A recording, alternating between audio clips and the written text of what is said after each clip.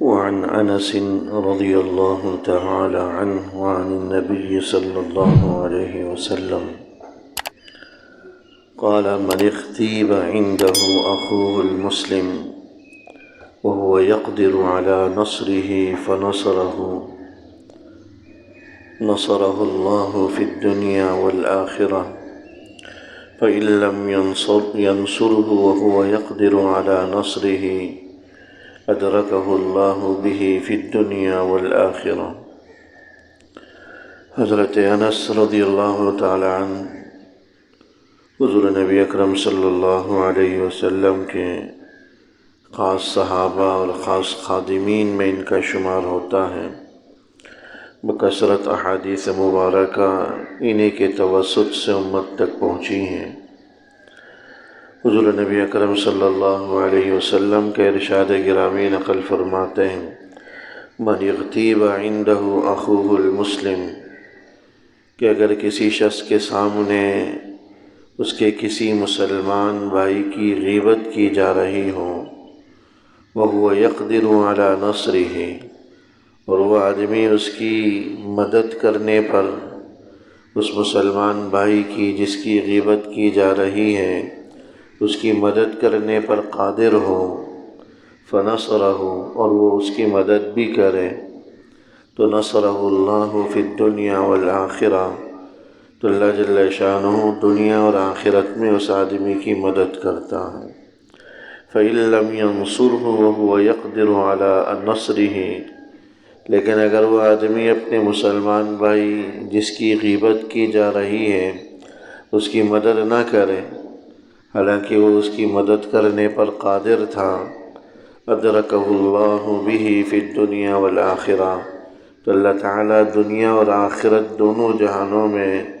اس کا مواخذہ فرماتے ہیں، اس پر گرفت فرماتے ہیں، اس کی پکڑ فرماتے ہیں۔ حدیث مبارک کا تعلق غیبت کے ساتھ ہے۔ غیبت کتنا بڑا گناہ ہے وہ ہم میں سے کسی آدمی پر بھی ڈھکا چھپا نہیں ہے۔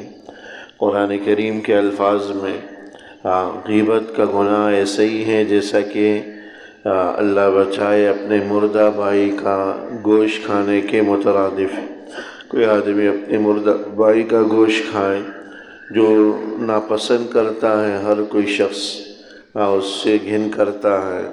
کسی انسان کا گوشت کھانا ہی یہ انسان کے لیے ناممکن سی بات ہے، پھر مردہ بھائی ہو، مردہ ہو، پھر وہ بھی بھائی ہو تو اور زیادہ طبیعت کے اندر اس سے تنفر ہوتا ہے۔ تو جس طرح وہ ناپسندیدہ امر ہے ایسے ہی کسی مسلمان کی غیبت بھی، یہ بھی ناپسندیدہ ہے۔ اور غیبت کہتے ہیں کہ بھئی کسی کی پیٹھ پیچھے کوئی ایسی بات کرنا جو اسے ناپسند ہو، جو اسے ناپسند ہو ایسی بات کرنا پیٹھ پیچھے، اگرچہ وہ آپ اس کے سامنے بھی کہہ سکتے ہوں۔ بہت سے لوگ کہہ دیتے ہیں کہ بھئی ہم تو یہ اس کے منہ پر بھی کہہ سکتے ہیں، ہم تو یہ اس کے سامنے بھی کہہ سکتے ہیں، تو بھلے آپ اس کے منہ پر بھی کہہ سکتے ہوں، اس کے سامنے بھی کہہ سکتے ہوں، پھر بھی کسی کی پیٹھ پیچھے غیر موجودگی میں ایسی بات کرنا جو اسے ناگوار ہو، ناپسندیدہ ہو، یہ غیبت کہلاتا ہے۔ کسی کا قد چھوٹا ہے، پیٹھ پیچھے کہہ دیا کہ وہ تو بڑا ٹھگنا ہے، یا چلنے میں لڑکھڑاہٹ ہے کہہ دیا کہ یہ تو لنگڑا ہے،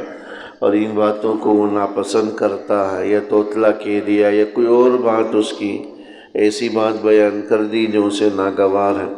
اگرچہ وہ آپ سامنے بھی کہہ سکتے ہوں، اتنی جرات ہو آپ میں، تب بھی غیبت کے زمرے میں داخل ہے۔ تو غیبت جو ہے ایک ایسا مرض ہے، اللہ بچائے کہ آج ہماری مجلسیں اس سے خالی نہیں ہیں۔ لوگوں نے مجلسوں کی رونق ہی غیبت بنا دی ہے۔ جہاں دو چار آدمی بیٹھتے ہیں، مجال ہے کہ کسی کا غائبانہ تذکرہ برے الفاظ کے ساتھ، برے انداز کے ساتھ نہ ہو۔ آغاز ہو سکتا ہے اچھے کلمات سے ہو کہ بھئی فلاں ایسا ہے، لیکن پھر اگر مگر اور لیکن کے ساتھ راستہ اسی کی برائی اور غیبت ہی کی طرف نکل پڑتا ہے۔ بہت کم مجلسیں ہوتی ہیں جو اس مرض سے، اس برائی سے، اس بیماری سے، اس وبا سے خالی ہوتی، اور خصوصیت کے ساتھ خواتین کی بیٹھک، خواتین کی مجلس تو اللہ بچائے غیبت کا گڑھ ہوتی، غیبت کا گڑھ ہوتی ہے، جہاں دو خواتین بیٹھے ہیں، دو عورتیں بیٹھیں اور وہ غیبت نہ کریں، یہ ممکن ہی نہیں ہے۔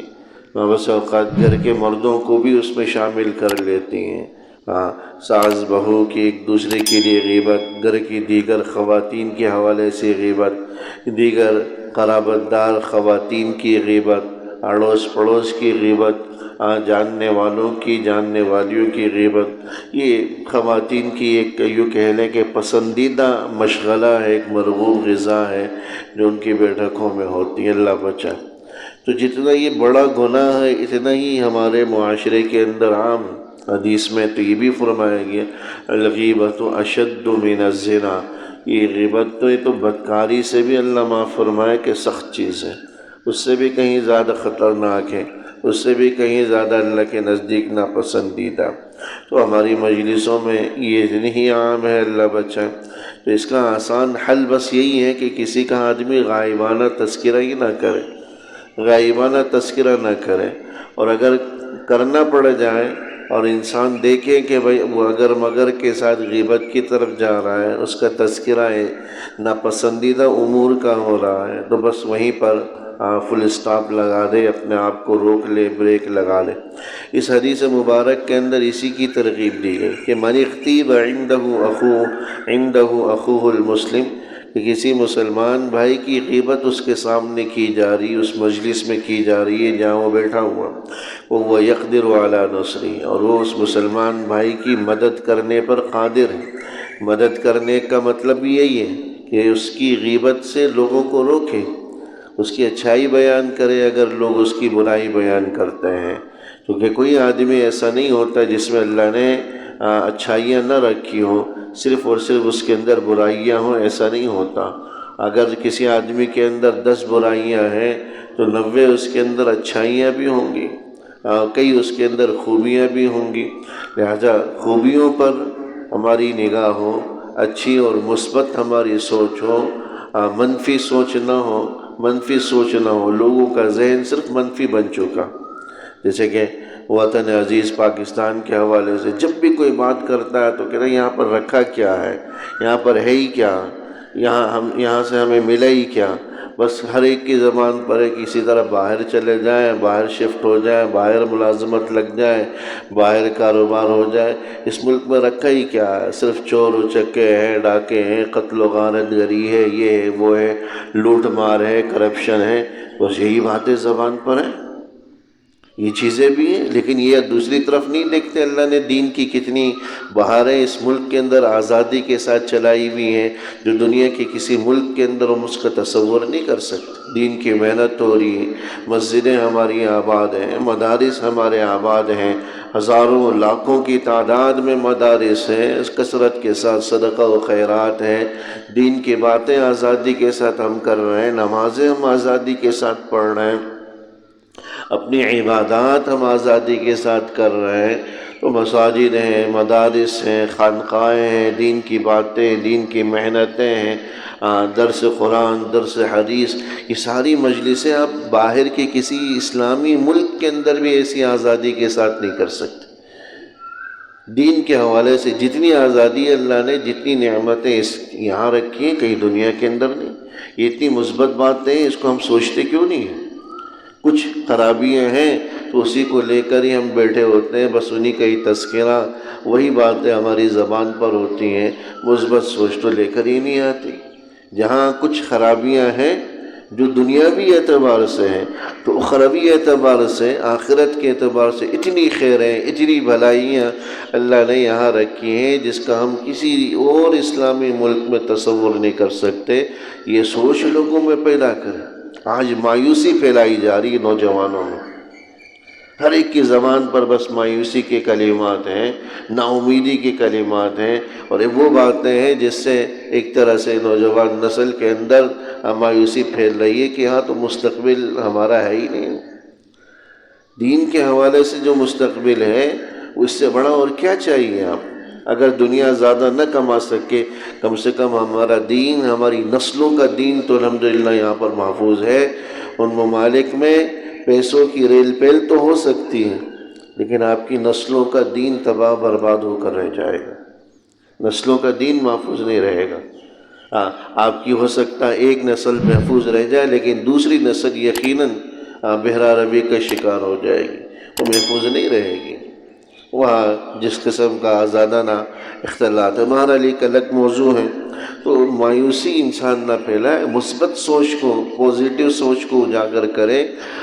لوگوں کے حوالے سے بھی مثبت سوچ رکھے، اللہ نے جو اس کے اندر خیریں رکھی ہیں اس کا تذکرہ کرے، صرف برائیوں کا سوچ کر یا منفی سوچ کر جو ہے لوگوں کے دلوں میں بددلی اور مایوسی کو پیدا نہ کرے۔ تو وہ یقدر علی نصرہ، مدد کرنے پر قادر ہوں، مطلب یہ ہے کہ اس کا دفاع کرے، اس کی اچھائی بیان کرے، لوگوں کو غیبت سے روکے، تو اس کے لیے فائدہ کیا ہوگا؟ نصرہ اللہ فی الدنیا والآخرہ، اللہ دنیا اور آخرت میں اس آدمی کی مدد کرے گا۔ تو اللہ کی مدد حاصل کرنے کا بھی آسان نسخہ کہ اللہ کے بندوں کی مدد کی جائے، اللہ کی رحمت حاصل کرنے کا نسخہ اللہ کے بندوں پر رحمت کی جائے۔ ارحموا من فی الارض یرحمکم من فی السماء، تم زمین والوں پر رحم کرو، آسمان والا تم پر رحم کرے گا۔ تو دعائیں حاصل کرنے کا بھی نسخہ یہی ہے، لوگ اپنے دوسرے بھائیوں کے لیے دعا کرے تو مانگنے والے کے لیے اللہ اس سے کہیں زیادہ تیزی کے ساتھ قبول کرتا۔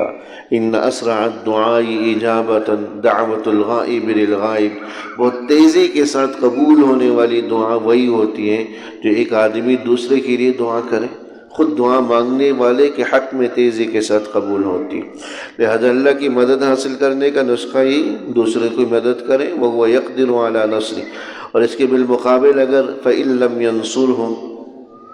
وہ اپنے مسلمان بھائی جس کی غیبت کی جا رہی ہے مدد نہ کریں، حالانکہ وہ اس کی مدد کرنے پر قادر تھا،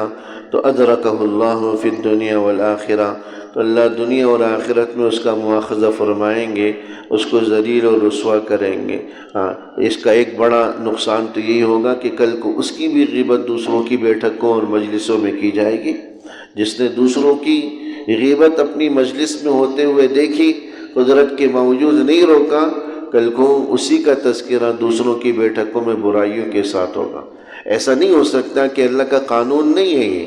آپ تو لوگوں کا تذکرہ برے انداز میں کریں اور آپ کا ذکر خیر ہر مجلس میں ہوتا رہے، ایسی اللہ کی عادت بھی نہیں ہے، اللہ کا قانون بھی نہیں۔ جب آپ دوسروں کا تذکرہ برے انداز سے کریں، غیبت کو ہوتا ہوا دیکھیں، نہ روکیں، تو یاد رکھیے گا کہ یہی چیز آپ کو بھی بھگتنی ہوگی، آپ کا ذکر خیر نہیں ہوگا، آپ کا بھی برائی کے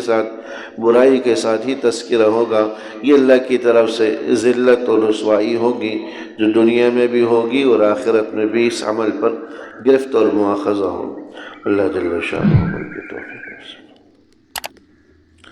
ربنا تقبل منا انك انت السميع العليم وتب علينا انك انت التواب الرحيم،